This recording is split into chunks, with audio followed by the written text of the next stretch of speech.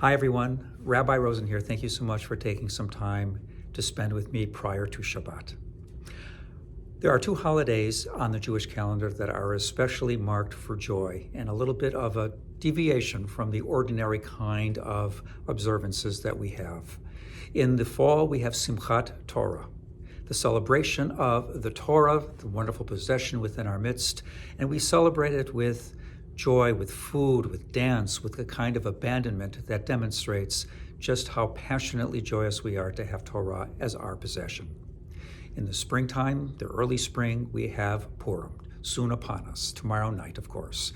And Purim is the time, of course, that we have that additional sense of joy, having been saved by the clutches of Haman, his murderous desire to destroy us all. And we have costumes, and we have masks, and we have a general sense of embracing a little bit of making fun of others. It's really a change from our normal way of being and doing. This year, those two holidays come together in a very unusual way.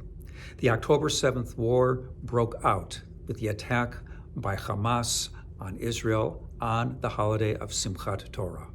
And here we are several months later with a similarly, ordinarily happy holiday of Purim in our midst. And the question, of course, is how indeed are we to celebrate?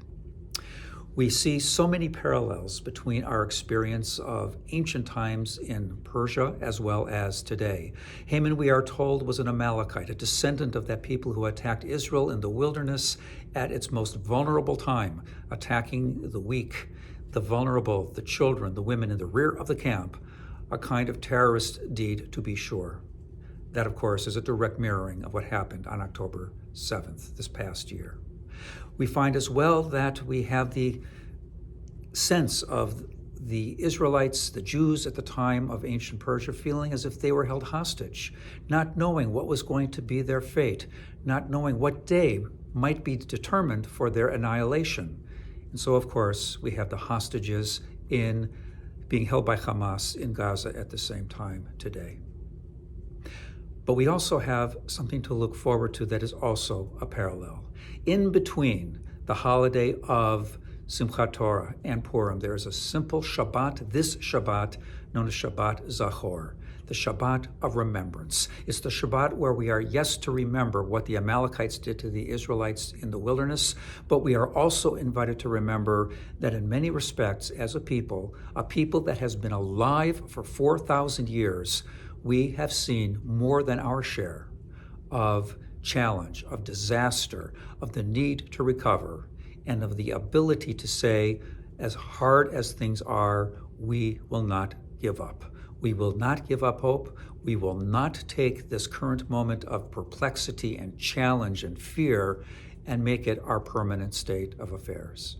We instead will take what is recorded at the end of the Megillah and is a part of our Havdalah service each and every week. La Yehudim hayata ora v'simcha v'sason v'ikar kein tihya lanu. Our people has enjoyed light and gladness and hope and possibility throughout our history. Kein tihya lanu, so it will be for us. Let us always remember never to despair. Let us always remember that in between the experiences of fear and of perplexity, there is strength, there is resilience, there is the possibility of stepping forward into our lives as proud and caring Jews, knowing that we can and we will prevail. Shabbat Shalom and Chag Purim Sameach.